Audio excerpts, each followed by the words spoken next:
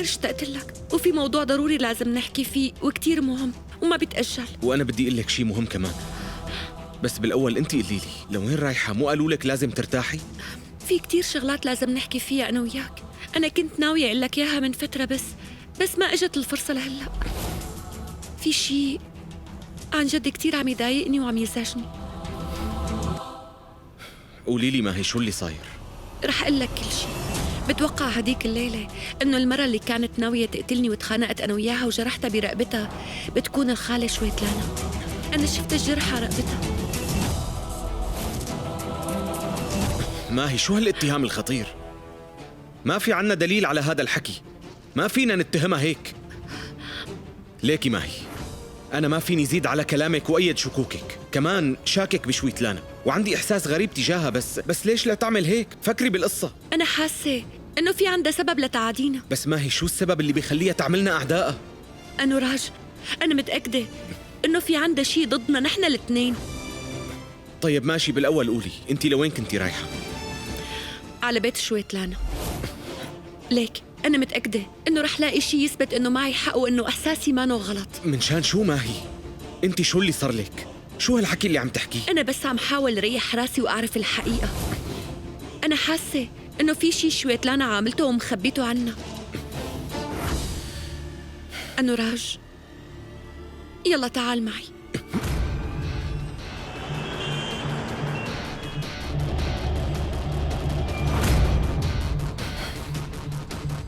أنوراج، يلا خلينا نفوت. ما هي شو صار لك؟ لسه ماني مقتنع بهالقصة هي. الوقت تأخر كتير، بدك تراقبيها بدل ما تعدي ترتاحي؟ لازم ترتاحي وبلا هالحركات هي. ما هي أنوراج، أنا بعرف إنه الوقت متأخر والكل لازم يكونوا نايمين بهالوقت، لهيك هلأ لازم ندور على دليل ورح نلاقيه، وأنا متأكدة إنه هالمرة مخبية شي عنا. يلا تعال، اسمعني شوي، انزل ولا تضيع لي وقتي. يلا شو بكر مالي. قالوا ايه؟ أنا هلأ طالعة، لو سمحت دلني على الطريق. عن جد ما بعرف شو اللي صار لك.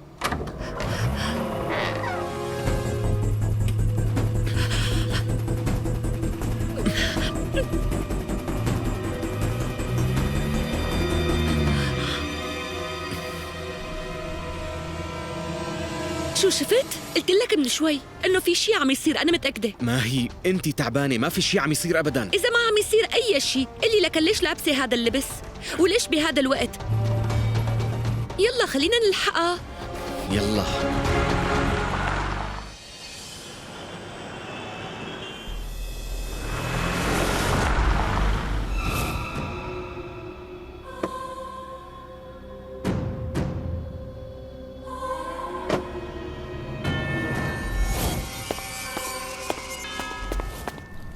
بتمنى الخير والسلام يا عم. لو سمحت، كيف بدي حل هالمشكلة؟ ما هي عم تشك فيني وانت اللي بتقدر تساعدني. رجاءً رجاءً ساعدني.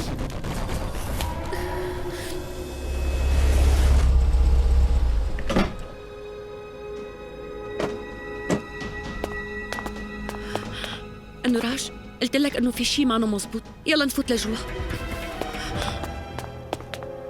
أنا بدي هلأ صورة لعدوتك، في معك وحدة؟ ايه أكيد في معي. تفضل.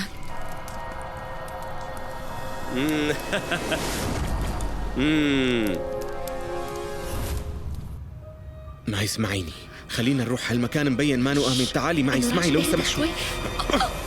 لك ما هي. شو هذا الصوت؟ أنا رح أشوف.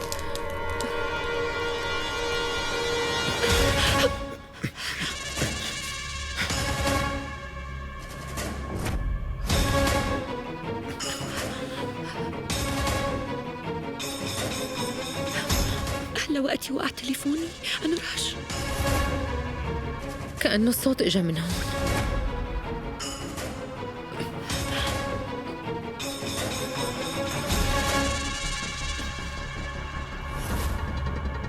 يلا.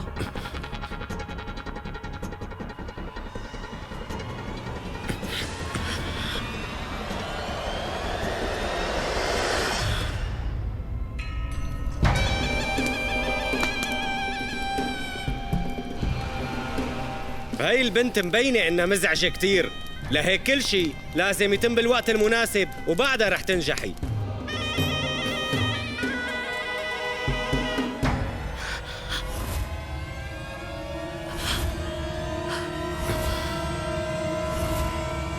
شو عم يصير؟ هاي صورتي أنا.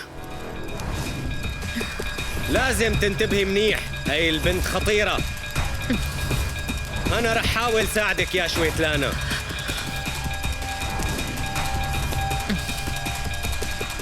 أنوراج، قلت لك إنه في شي غلط عم بيصير، اللي عم يصير هون ما مزبوط، شفت؟ بس كمان أنت لازم تشتغلي، لا تاكلي هم شي بنوب.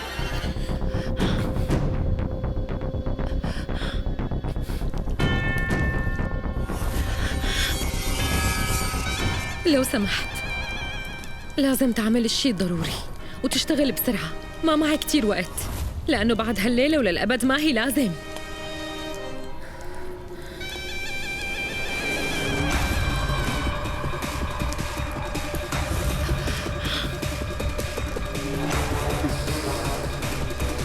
من هلأ ورايح ما في داعي تقلقي من شي، لأنه بعد هالليلة ما هي رح تتخلص من مشاكلها كلها وما رح تتعذب بنوب.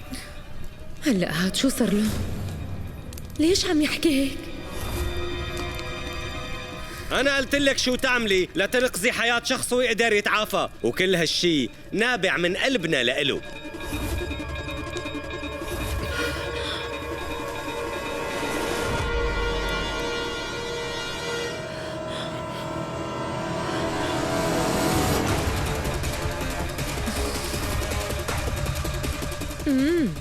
معناها هي ما هي اجت لهون لحتى تراقبني. لهالسبب هو هلا عم يحكي بهالطريقة. شكراً إلك على مساعدتك لإلي، وأنا بعتذر لأني أجيت لعندك بهذا الوقت. أكيد أنت بتعرف إنه أروش ما بيصدق هالشغلات، بس مع هيك ساعدتني.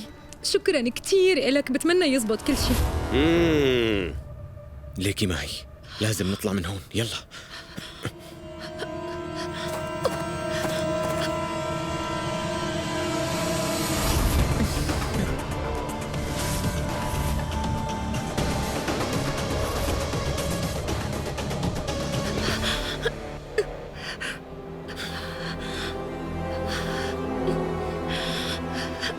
أنا ما عم صدق هذا الشيء ماهي، عم نراقب الناس بدل ما نكون بالمستشفى عم نرتاح هلا.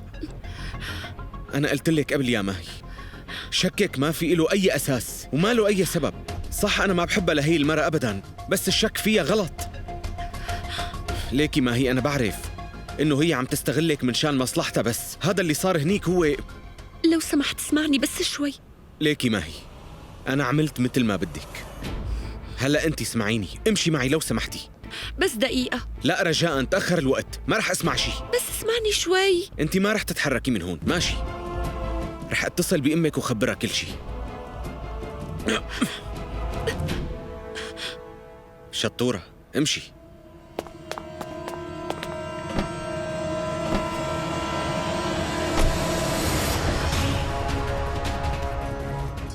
شكراً مرة تانية، أنت أنقذتني من أنوراج وماهي، وإلا كانوا رح يعرفوا كل شيء. هالشي بدل على شي واحد، رح تنتصري. وهلأ بعد اللي صار أنا واثق أنك رح تقدري تنتصري على ماهي بدون تعب أو مجهود.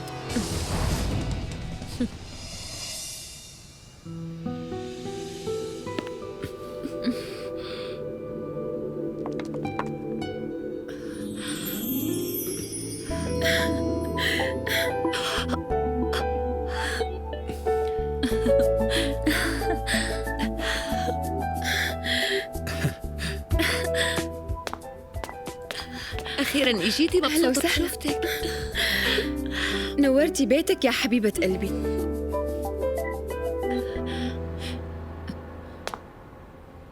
ماهي؟ انت ليش هيك عم تمشي؟ ماما، لأنه أنا تسطحت كتير بالمستشفى، لهيك تشنجت رجلي. ماشي، لكن استنيني هون لأرجع.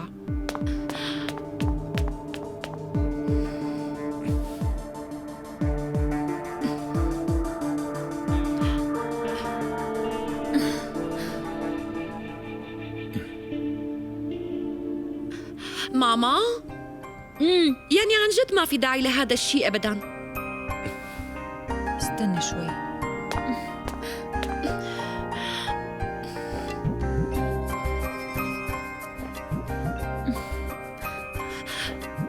تعالي.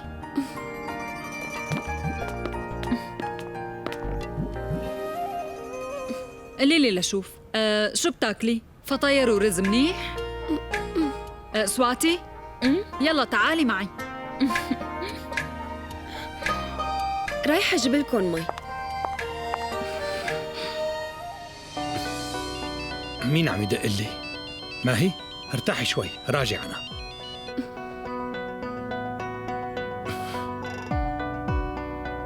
ما هي رجاء كوني طبيعية، لأنه الكل رح ينتبه هون إنه عقلك مانو معك. خلصنا بقى حاجة تفكري بشويتلانا. أهلاً برجعتك ماهي.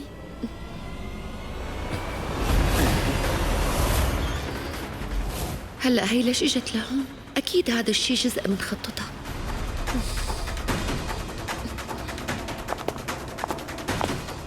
تفضلي. ماهي أنا مبسوطة لأنه أنتي تحسنتي. تعرفي كنت كتير قلقانة إنه ما تقدري ترجعي على البيت بسرعة. أهلا وسهلا. أهلين حبيبتي. سواتي، خالتي، تعالوا شوفوا مين إجا. أهلا وسهلا. مرحبا. أهلين. أهلا وسهلا. مدام ساريتا، نحن كلنا هلأ رح نهتم بماهي. أوه أنوراج كيفك؟ أنا بدي أقلكن شغلة مهمة. وقت يلي كنتوا مشغولين بالمشفى حكيت مع راشمي. أنوراج وماهي مخطوبين، لهيك قلت نعمل لأنوراج وماهي وأروش وسميرتي حفلة حنة صغيرة. وحكيت مع الحكيم واخترنا يكون الموعد اليوم. يعني الحفلة اليوم؟ شكراً لإلك.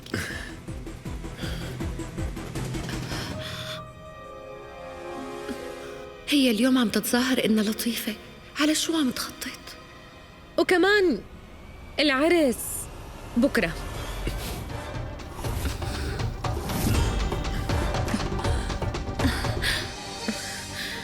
شوفي ليش كلكم مصدومين هيك؟ يعني هي أخبار حلوة مو؟ مدام أكيد هي أخبار حلوة، بس كيف رح نجهز كل شي بهالوقت القصير؟ يعني عم تقولي إنه الحفلة المسا. بس يا أمي يا أروش ما بدك تتزوج؟ ساريتا ليكي ما تقلقي، أنا جهزت كل شي، أنتي بس وافقي.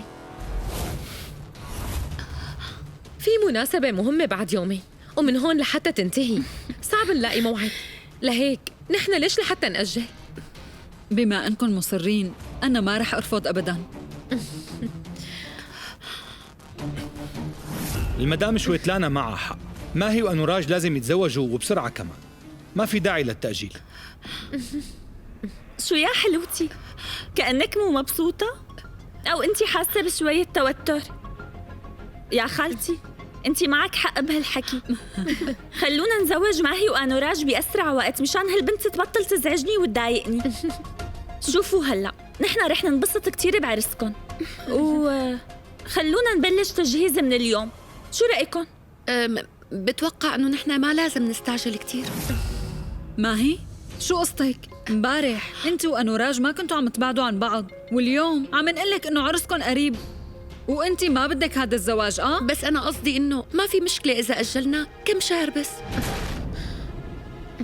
رح نتزوج بالوقت يلي نحن الاثنين منلاقيه مناسب.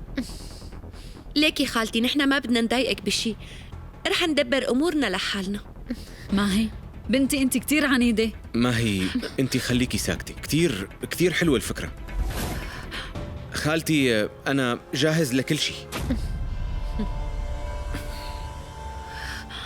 ما في أي داعي إنه نستنى أكتر، وبظن نحن لازم هلأ نحدد موعد العرس بأسرع وقت، وبهي الحالة حبنا رح يكبر، لهيك أنا موافق. ما هي وأنتي وافقي رجاءً.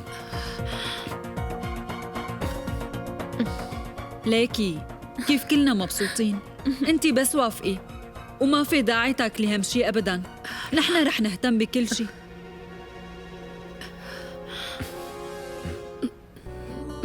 واخيرا اختي وافقت، كتير منيح. بتمنى لك التوفيق من قلبي.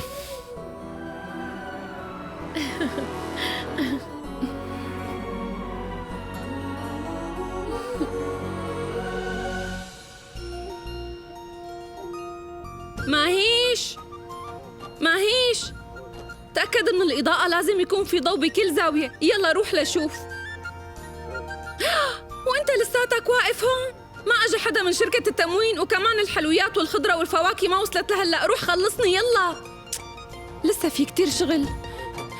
لك مهندس الصوت لهلأ لسه ما وصل. تياب أنوراج مو جاهزين. خودها يلا روح خلص شغلك.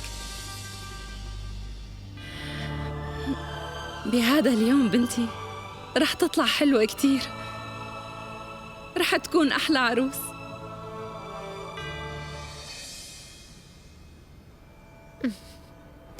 أروش، هاي تيابك ليك. أنا جبت لك هدية، اخترت هالعطر خصوصاً لهالمناسبة. إذا بدك بقدر ساعدك بالتجهيزات. الزواج ما إنه لعبة ماما،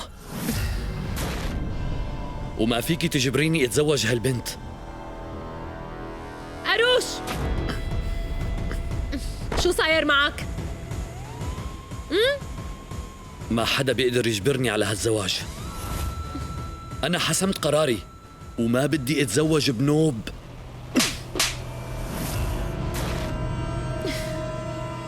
ماما ما كان لازم تعملي هيك. أنت ما بدك تأمن مستقبلك؟ لهيك فكر، إذا رفضت الزواج من هالبنت رح خليك تعيس. لا هن رح يدعموك بعدين، ولا أنا كمان. فكر بعقلك، مو معقول.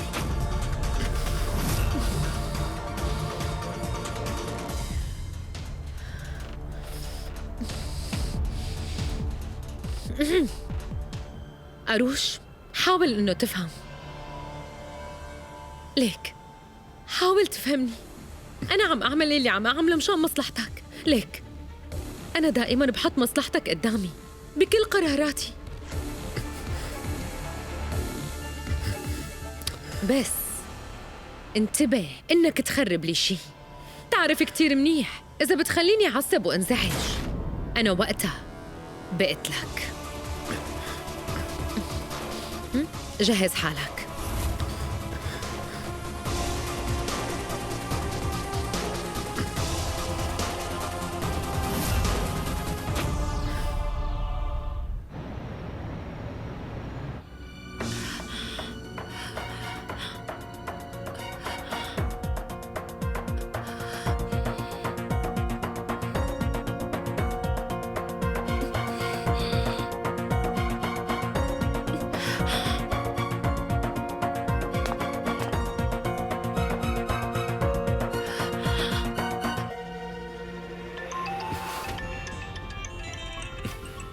ايه ماهي؟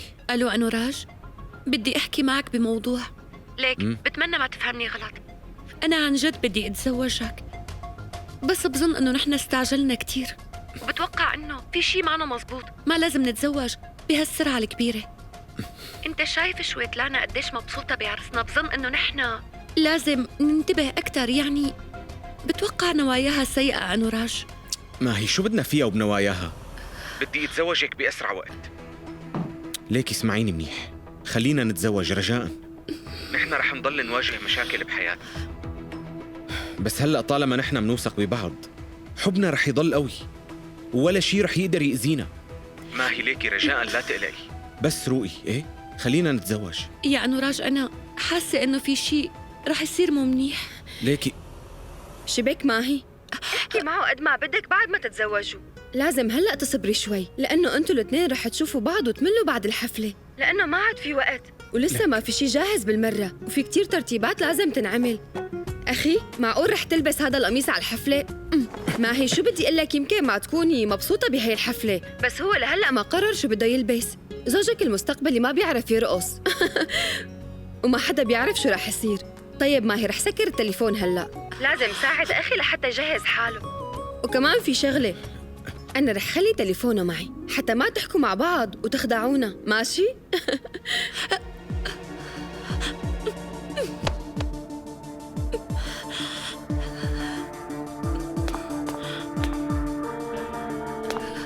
خدي.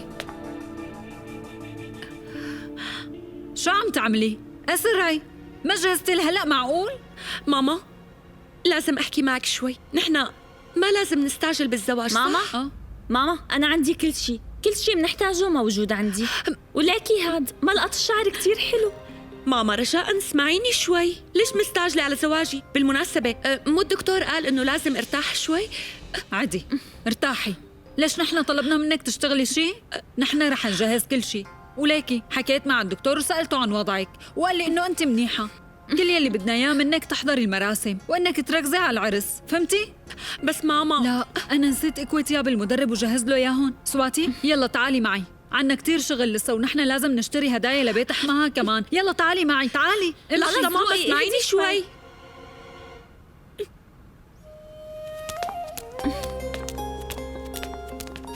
ساريتا، ايه انا جبت لك معي كل الحلو، ممتاز. بس انت قسميهم. ايه ماشي. ايه خلينا نشوف. ماما بس فهميني، ليش مستعجلة لحتى تزوجيني وترتاحي مني؟ قصدي انه انت ما فيكي تنطري بس كم شهر. بلا عنادك ماهي، ما في شي بيمنع زواجك. وليكي انت مو هيك كان بدك بالاول؟ هي تحدد عرسك. دائما بتخليني اقلق وقت اللي انا بشوفك مع انوراج، كتير بحس براحه وبطمن عليكي. انا بدي افرح فيكي وزوجك انت وانوراج. ماما رجاء بلاها. خلصنا بقى ماهي، هي حتتزوج، اللي بدك اياه بصير. ما هي ليكي جبت لك شغله ورح تتفاجئي فيها. يلا تعي معي، تعي تحركي، يلا يلا. شو جايب لي؟ انا ما بدي شي. شوفي يا ماهي، انت ليش مزعوجه؟ ليكي في احتمال انه يكون لشويتلانا اهداف تانية من هذا الشيء، بس يا ماهي هذا عرسك انت. شفت؟ اكيد في عندها اهداف تانية ورا تشجيع على إلنا على الزواج. تعرف شو؟ انت عن جد بتفهمني صح. ليكي انا ما فيني اجزم بهالشيء، بس حاولي انك تستوعبي. شكوكي كل يوم عم تزيد اكثر من اليوم اللي قبله. اكيد في شيء مو طبيعي.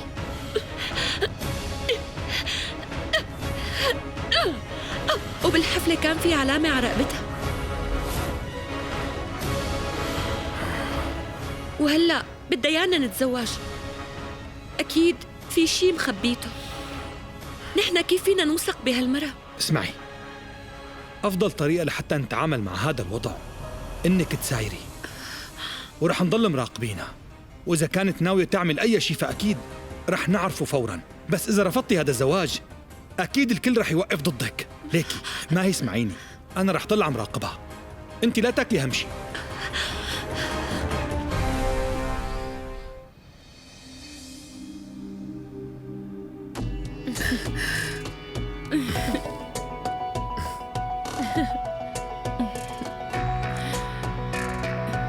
تفضل.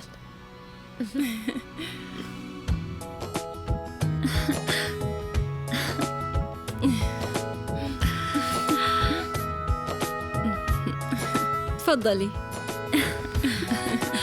مرحبا. أهلا وسهلا.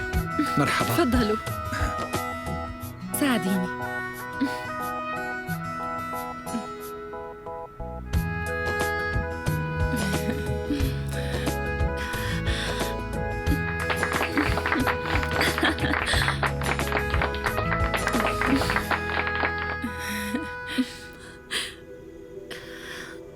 يا جماعة شغلوا لنا الأغاني. ايه يلا يلا بلشوا. يلا تعال.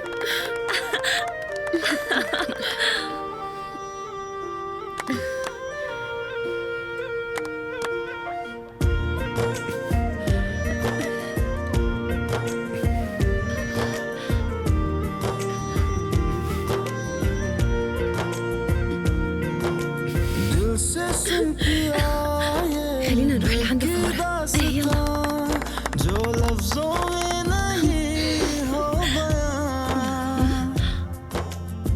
से सुन पिया ये दिल की दास्तां जो लफ्जों में नहीं हो बयां अब जैसा ही रास्ता टूट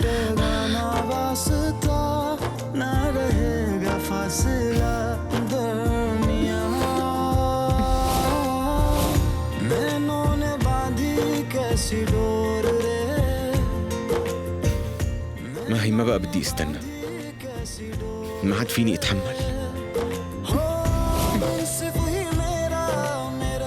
وأنا مو قدرانة بعد عنك.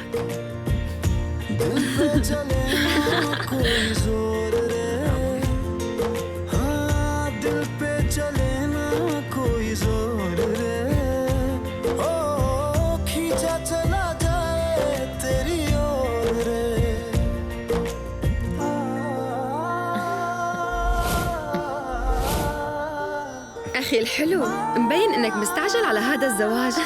وما هي كمان هيك، بس شكلها خجلانة شوي. ما في داعي تخجلي.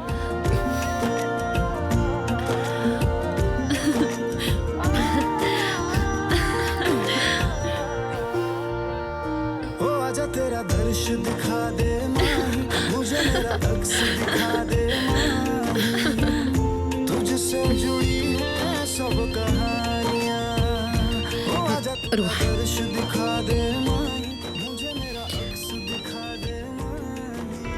قلي. تمام، بشوفك بعد ساعة ولا تتأخر أبداً. لازم نخلص منها اليوم.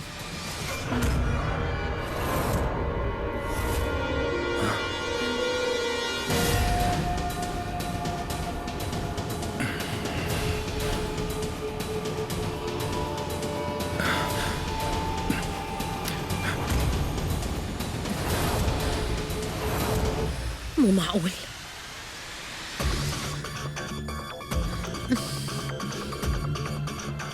ايه أنا معك، كل شي عم يمشي تماماً مثل ما قلت. أنا هلأ متأكدة رح نحقق هدفنا.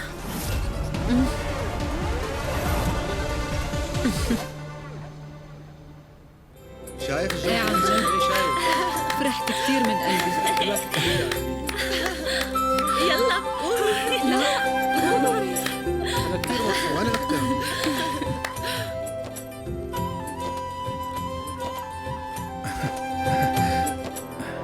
ليكي معي، بدي أقول لك شغلة ضرورية.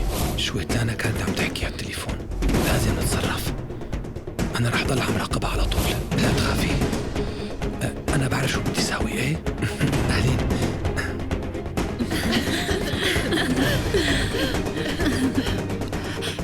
يا مدام خلصتي؟ الزواج بيستمر طول الحياة. شو ما فيكي تطولي بالك شوي كمان؟ استعجلي شوي لأنه عندي شغل مهم. ما هي، لا تستعجلي بشي. ما بيصير تترك المراسم أبداً. ليكي كلياتهم حيبلشوا يطالعوا إشاعات عليكم. خليكي قاعدة، أنا رح ألحقها هلا. بس أستاذ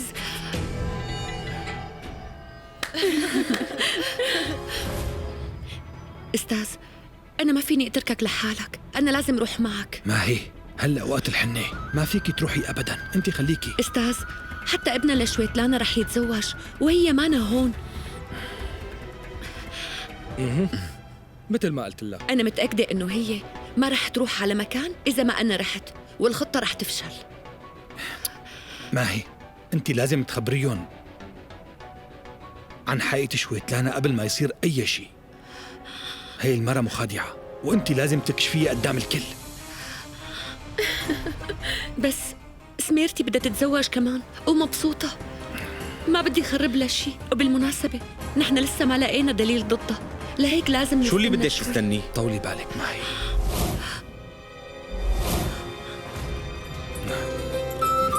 شوفي ما أحلاهم. ليكي أنا ما عاد استنى أي شيء أبدا، بس بدي أتزوجك. بعرف إنك عم تخططي لتتخلصي مني. ليكي ما هي، يلا كلي هي مني لو سمحتي. انتبهي على صحتك، بدي تعيشي معي كتير. كلي لقمة لك، يلا كلي. ممتاز. أنا برأيي حاجة تدعي الحب. فيني استنى أي شخص. قلي هلا أنت عم تتنصت علي؟ ما هي، أنا شوي وبرجع. عن جد؟ عندك مشكلة إذا تنصتت على حديثك؟ ليكي الزوجين ما لازم يكون في بيناتهم أي أسرار. شوفي، ليش معصبة هالقد؟ لا ما في شي من هاد، أنا منيحة. يعني أنت متأكدة من إنه أنا بحبك؟ فيني اعترف بمشاعري قدام كل الموجودين إذا طلبتي مني هالشي، ويمكن بعد هالاعتراف أنت رح تبلشي تصدقيني وقتها. عن جد؟ أنت صادق يعني؟ يلا قلي لي، قول قدام الكل. ليش لا؟ يلا. بس فكري. أنا فكرت. بما أنه أنت كتير أصريتي فأنا رح أقولها.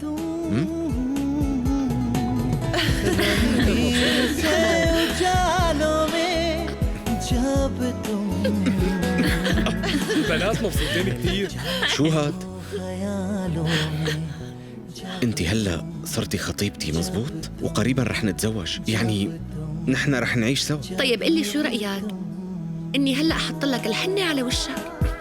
يلا بعد عني، مانك شايفهم كلهم عم يتطلعوا علينا؟ لك خليهم يتطلعوا، أنا مع خطيبتي وحبيبتي هلا، ليش لازم خاف منهم؟ ليك أنا بعرف شو عم بدور براسك. أنت قاعد جنبي بس لحتى تعرف وين اسمك برسمة الحنة، بس لحتى تفوز، وهذا الشيء ما رح يصير. رجاء، ما شفت شو عملت، بس لو سمحتي اكتبي اسمها على ايدي لأنه حبنا عم يتحول لمنافسة. جد؟ رجاء.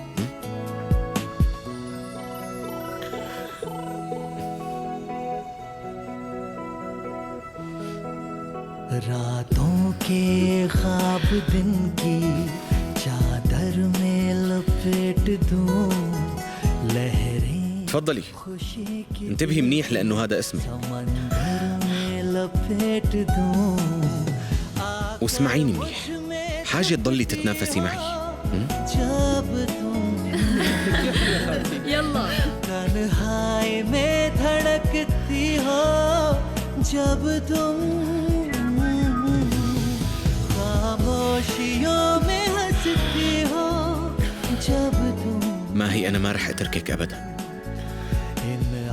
ليكي أنا بعرف लगती हो जब إنه أنت ما فيكي تخسريني، لأنه هلأ أغلى شي عندي जब तुम هو أنت يا قلبي. شوفي هلأ كيف اسمك مكتوب جوات قلبي وللأبد، وما حدا رح يفرق. إيه شو هاد؟ ماما إيه تعالي شوفي كيف أخي تحول لشاعر حتى قبل ما يتزوج. أستاذ لو سمحت. راجع لك. طالع شباب، كتير أنا حلوة. مليت. شكرا. في موضوع كتير ضروري أستاذ، أنا لازم أقول لك عليه. روح أنت هلأ. ماشي.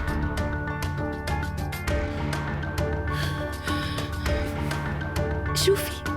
ما هي؟ شوي وبرجع. ماشي. حلوة مو؟ إيه طيب ليش لازم أتزوجها؟ أعطيني سبب واحد مقنع باستثناء إنك مستفيدة. لك دائما ما بتفكر. وطي صوتك مشان ما يسمعوا. قلت لك قبل خلي الأمور تمشي مثل مخططين، وحاجة تتصرف مثل الأولاد. خليك ساكت لحتى تتزوج، وفيك تاخد المهر بعد الزواج، فهمت؟ ليكي أمي، أنت ما فيك تجبريني ضل ساكت، وهي حياتي أنا ما رح أستفيد شي من هذا الزواج، وما بدي أتزوج أبداً. عم قل لك فيك تاخد المهر بس لأنك ربيتيني. أروش. ماما بس افهمي شو قصدي، عم أتزوج كرمال المصاري والأملاك أنا، وإلا ماني مهتم أبداً بالزواج منها، خصوصي إنه هالبنت كتير عاطفية وما بتفهم أبداً. أنا وافقت على الزواج منها بس لأنك وعدتيني إنه أنا رح أستفيد من هذا الشيء. أروش أروش. اسمعني،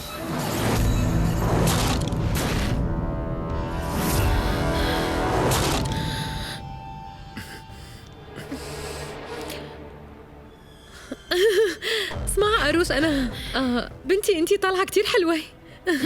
شو عم تعملوا هون؟ نحن كنا عم نتناقش بس هيك. أنتي ما حطيتي الحنة على إيديكي.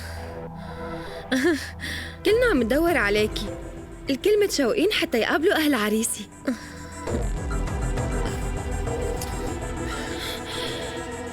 شوفي انتوا ليش مبينين متوترين؟ أروش خليني أنا يلي خبرها. بصراحة طلبنا عقد ألماس لنعمل لك مفاجأة، بس لسه ما وصل، مشان هيك أروش كان قلقان. أروش مو معقول، أنت مو طبيعي. هلأ أنت بتعرف منيح إني ما بهتم بكل هاي الشغلات، أنت ما طلبت أي شي من عيلتي وأنا بعرف ليش، بس لأنك بتحبني ومشان هيك أنت تقبلتني. قلت له هيك بس هو عم يتصرف بسخافة. يلا خلينا نروح، لازم تحطي حنة ونبلش رقص، وانتي بتكوني ام العريس والكل ناطركن. هلا الحفلة ما رح تبلش بدونكن، يلا تعالوا. أروش امشي.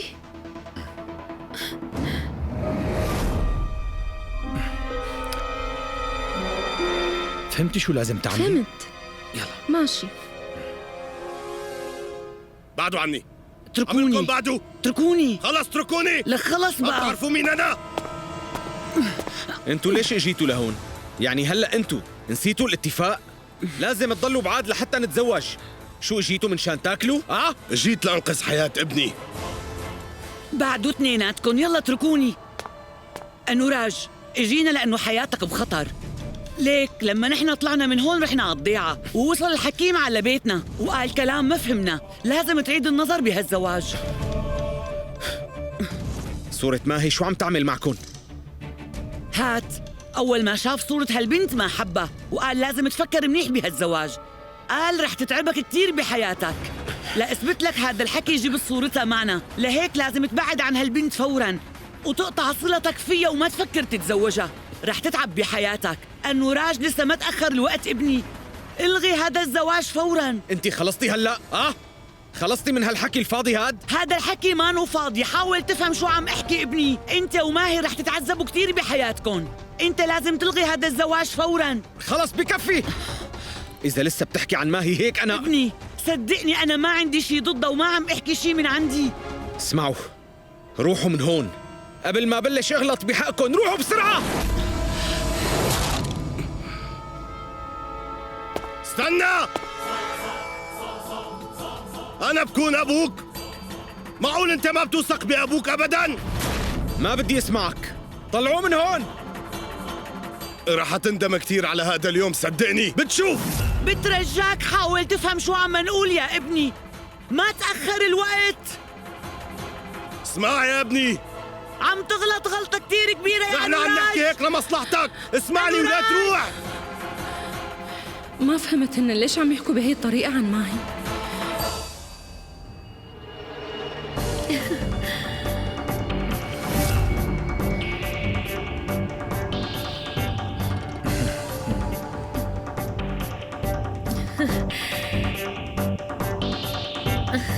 لو سمحتي أسرعي، عندي شغل.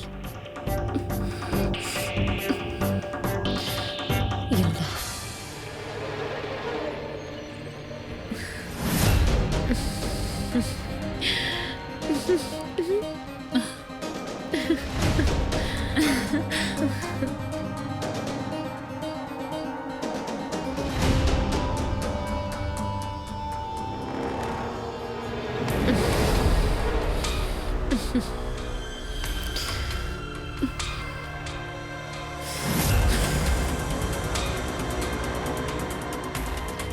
أنا هلأ علقت، لازم روح بسرعة. خليني أشوف كيف رح تقدري هلأ تهربي يا خالتي.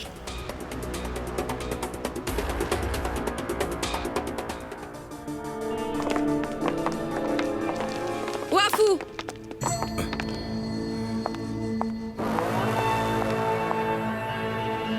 شو هذا اللي قلتوا؟ يعني هي مؤامرة جديدة؟ لا، هي ما لها مؤامرة أبداً. مفكرتينا بننزل لهالمستوى؟ قولي لي ليش لحتى أخرب حياة ابني بإيدي؟ هو مصدر فخري وكل دنيتي. في يفكر يلي بده إياه عني، ما بيهمني. بالنسبة إلي هو لسه ابني الصغير يلي باللفة. أنا كيف بدي أذي ابني الصغير لأني بحبه بس جيت لعنده. وأنتي من زمان ما بدك تسمعيني أبداً. أنتِ وحدة كتير عنيدة وبدك ماهي تصير كنتك شو ما كلف الأمر. رح تندمي. أنتِ هلأ على وشك إنك تدمري حياة ابني. طمني، أنا رح أروح. بس تذكري شي واحد، إذا ما قدرتي توقفيه هلأ ما رح تقدري تسامحي حالك. يلا أمي. فكري كتير منيح بكلام جوجراج. لسه ما تأخر الوقت.